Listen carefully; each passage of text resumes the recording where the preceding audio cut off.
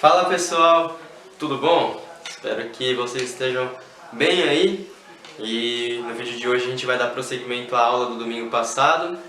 A gente estava vendo o capítulo 6 do livro do Timothy Keller, o Gálatas para você.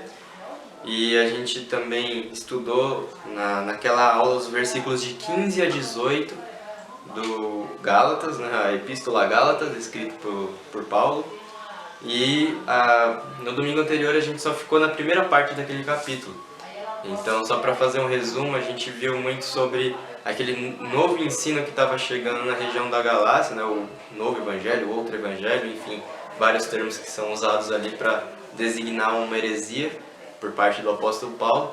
E essa heresia ela consistia em falsos mestres querendo ensinar que a salvação era uma mistura da lei, né, das obras, da obediência à lei, com uma mistura da graça, né, da promessa de Deus feita a Abraão. Então misturava-se essas duas coisas e você tinha a fórmula da salvação, digamos assim.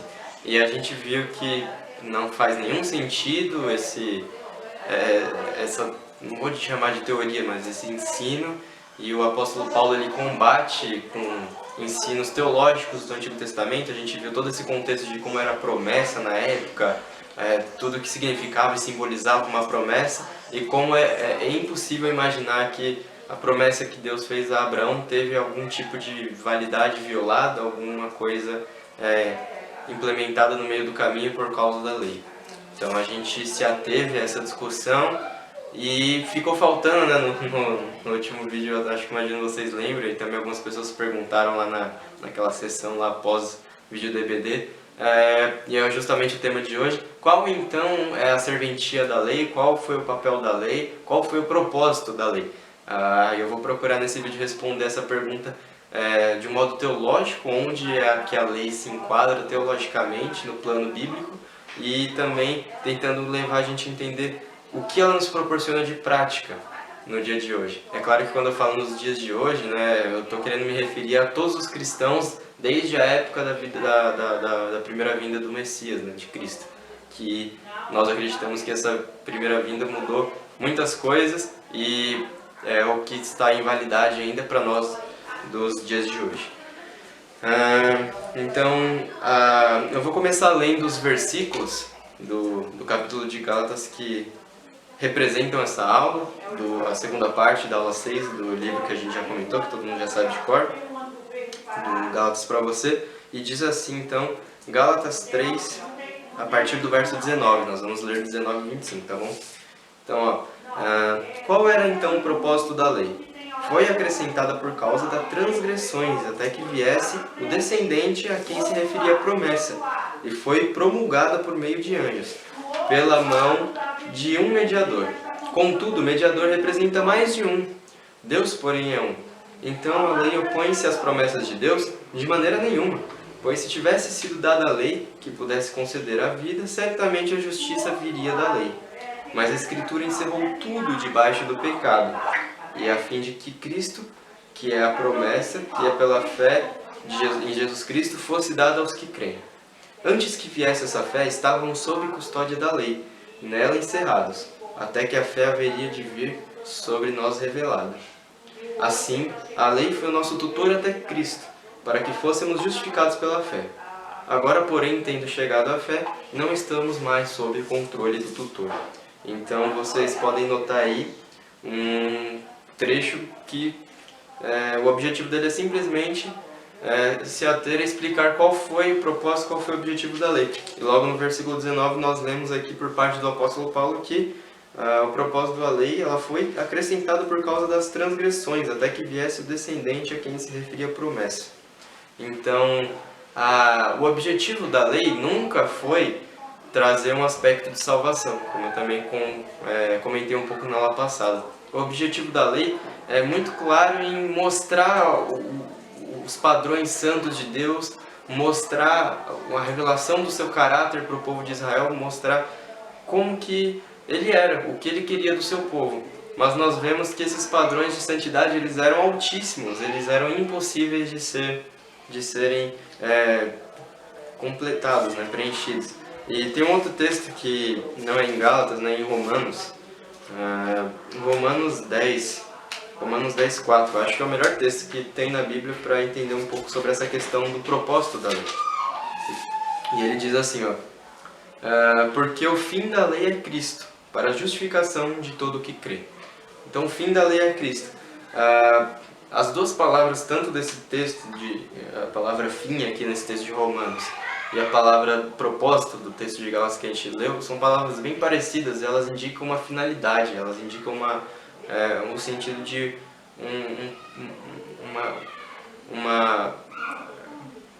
como se algo tivesse completo com uma finalidade. Não sei se é meio difícil você tentar aplicar esse sentido, porque não existe uma palavra com esse sentido tão profundo no nosso vocabulário.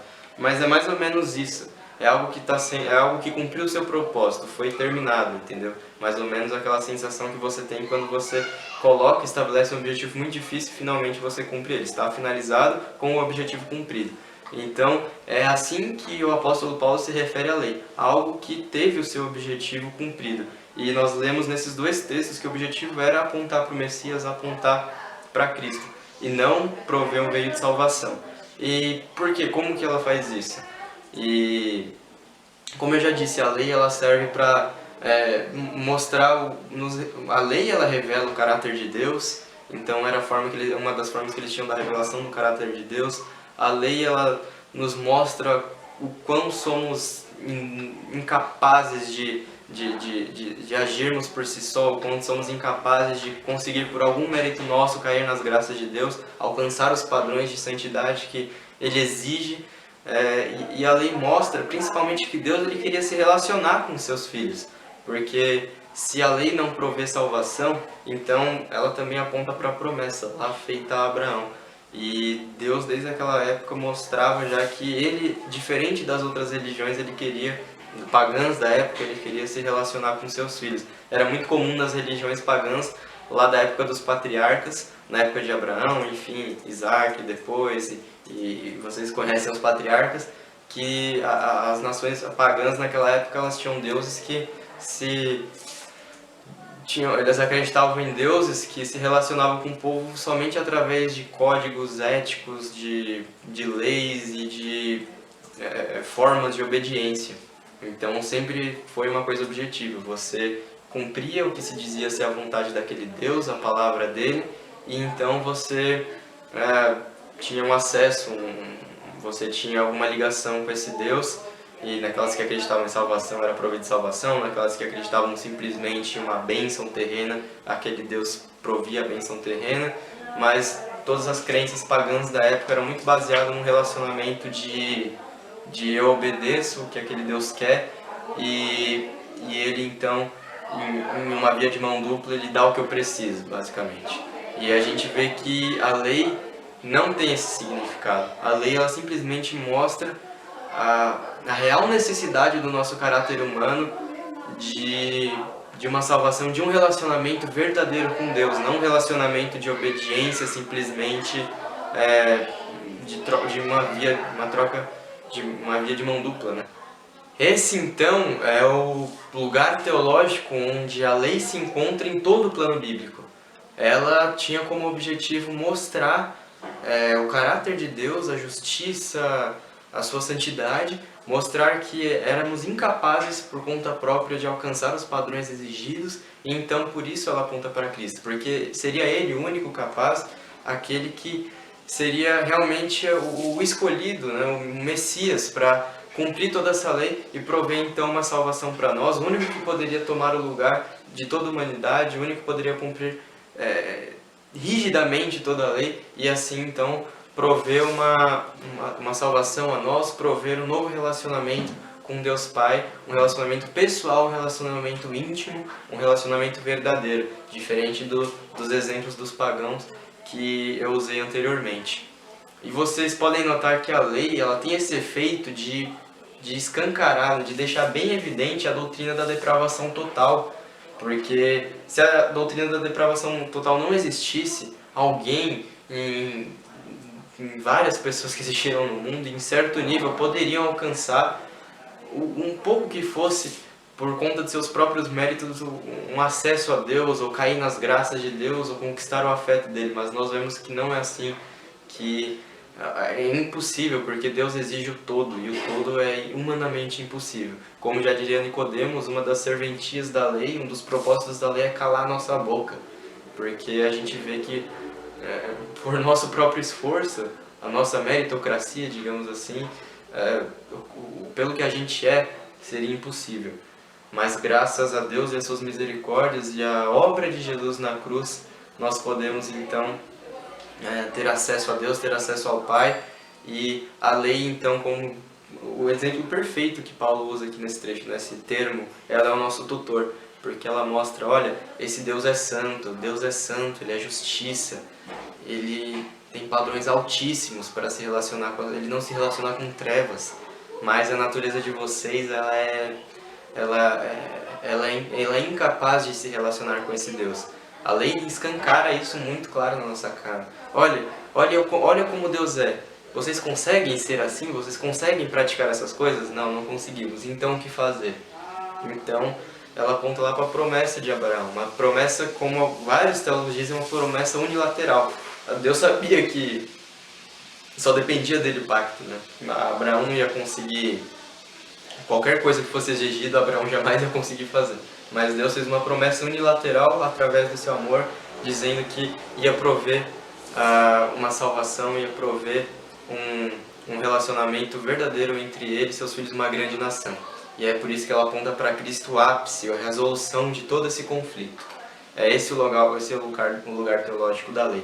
Não um meio de salvação, mas um meio de exposição da real essência do ser humano e a real necessidade de Cristo na sua obra. E o valor prático para ela, nós já comentamos um pouco na aula passada, eu ia falar na live, né, mas na reunião lá depois dos vídeos, mas eu também sempre venho batendo no martelo que a lei, diferente do que muitos dizem, ela não tem mais a validade zero, né? Muitos falam que o que está no Antigo Testamento ficou no Antigo Testamento. Inclusive falam, né, o que vale no Novo Testamento é uma coisa só, amar a Deus e amar o próximo. E aí as pessoas distorcem isso, né? Falam que tem que amar as atitudes erradas das pessoas, né? Aceitar as pessoas do jeito que elas são. Então, o mentiroso, o cara que tem problema com pornografia, o cara que tem problemas com a homossexualidade, pessoas que têm problema com dinheiro e por aí vai, você tem que aceitar esses problemas, né?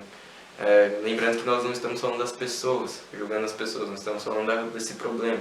E é dito que nós devemos aceitar esse problema porque Jesus falou para amar a Deus em primeiro lugar e depois todos os outros como a ti mesmo.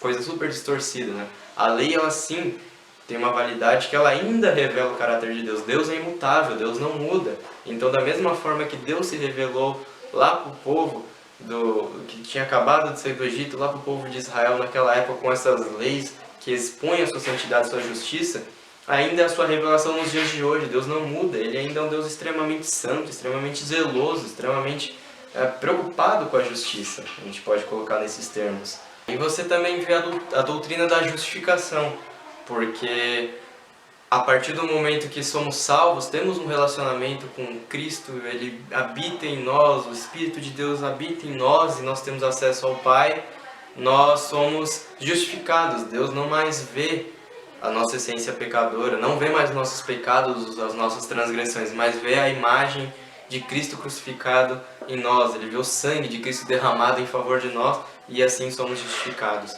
Então, essa é a prática da lei, a validade da lei da Torá para o cristão de hoje em dia, para o cristão, lembrando que hoje em dia, eu repito mais uma vez, desde a época da primeira vinda do Messias. Não quer dizer que nós vamos seguir à risca a lei no sentido de que ela vai nos gerar punições ou como a gente comentou muito lá no vídeo pós-EBD, de que a crença, né, de então eu pequei, eu sou submetido à punição que a lei também previa. Não, porque Cristo já sofreu todas as punições por nós. Então, a partir do momento que ela aponta para Cristo, e o Cristo já exerceu a sua obra, o seu ministério, como Paulo diz, a lei já cumpriu seu propósito. Nós não estamos mais debaixo da guarda desse tutor, como ele finaliza no versículo 25 desse capítulo 3 que nós lemos, o último. Nós não estamos mais sobre a guarda do tutor. A lei já cumpriu o seu propósito, ela já cumpriu o seu objetivo. Mas, lembrando que ela deixa os princípios de como Deus é. Então, através da lei, eu ainda consigo entender quem Deus é, os padrões que Ele exige, porque Ele não mudou, como eu disse. Então, nós não estamos mais sob o jugo da lei, nós não estamos mais sobre a punição da lei, porque tudo isso já passou, ela já cumpriu o seu propósito. Lembrando aquelas duas palavras que eu falei no começo, né? Que mostram um propósito finalizado, um propósito cumprido, missão cumprida, acabou. Mas os princípios ainda continuam, o caráter de Deus continua, e ela nos conta demais sobre essas coisas. Então nós não temos mais que obedecer, por exemplo, essa questão de não pode comer frutos do mar ou não pode comer comida contaminada. Mas a Bíblia diz, por exemplo, que nós temos que tomar muito cuidado com o que a gente come, por toda uma questão de saúde. Bom, vocês sabem, com aquilo que entra no nosso corpo. A gente talvez não tenha que obedecer mais a questão de usar tecidos de cor diferente ou toda uma padronização, toda uma série de coisas objetivas acerca do vestuário, da roupa, né? Mas a gente tem que observar que o jeito que nós nos vestimos reflete muito o nosso coração, a nossa intenção, o nosso relacionamento com os outros irmãos na igreja. Talvez a gente não tenha mais que, por exemplo, ter esse cuidado com a barba, o cabelo, de não tirar, mas a aparência também conta, cuidado com a aparência.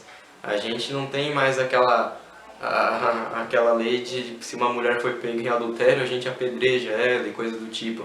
Mas a gente sabe que é errado, a gente sabe que se insistir no pecado vai ter exclusão da igreja, da membresia e tudo mais. Então veja que as leis objetivas, ok, mudaram, passaram, foi cumprido, foi finalizado. Mas os princípios são mantidos no Novo Testamento. Eles são observados num contexto mais da igreja, eles são observados porque ainda fazem parte do caráter imutável de Deus, ainda é Deus falando. O Deus do Antigo Testamento é o mesmo Deus do Novo. Ele se relaciona da mesma forma com as pessoas, a salvação foi exposta mais claramente em Cristo, como eu comentei na última aula também, era através do temor do Senhor no Antigo Testamento, mas a gente vê que a lei, ela não é que ela não serve, vamos ignorar, não vamos ler o Antigo Testamento, porque o Antigo Testamento conta muito sobre Deus, esse mesmo Deus que é o Deus de hoje. E nós temos muito a aprender com Ele, principalmente como eu reforço aqui essa questão dos princípios. Não vamos nos atentar a leis objetivas, porque a gente sabe que isso se passou e se cumpriu, mas é claro que nós observamos os princípios e nós buscamos obedecer a Deus através de todos esses princípios que são mostrados na Bíblia inteira, né? A Bíblia, ela não trata de dois livros diferentes compilados em um único livro, em uma única obra. A Bíblia, ela é perfeita, ela está em completa harmonia desde o primeiro livro até o último que foram escritos. Então ela está em perfeita harmonia. E aí então acaba aqui a aula. Espero que vocês tenham entendido como foi proposto o objetivo de mostrar qual o lugar teológico, qual é o lugar que a lei ocupa no plano bíblico geral, no contexto geral da Bíblia, e segundo, qual é o valor prático dela de hoje. Que embora nós não tenhamos que obedecer às leis objetivas, ela nos fornece princípios muito claros sobre quem é Deus e como nós nos relacionamos, como nós vivemos e agradamos esse Deus, tá bom? Então, um abraço a todos. Logo mais que acabar esse vídeo, a gente vai estar se vendo aí lá na nossa reunião. E a próxima aula é com o João Marcos. Vamos estar em oração aí pela aula e seja também uma aula que nos ajude a crescer, nos ajude a entender mais sobre o que Paulo queria ensinar aos Gálatas, trazendo esse contexto, trazendo esse ensino nos nossos dias de hoje, que com certeza tem muito a abençoar as nossas vidas, tá bom? Um abraço a todos e até a próxima!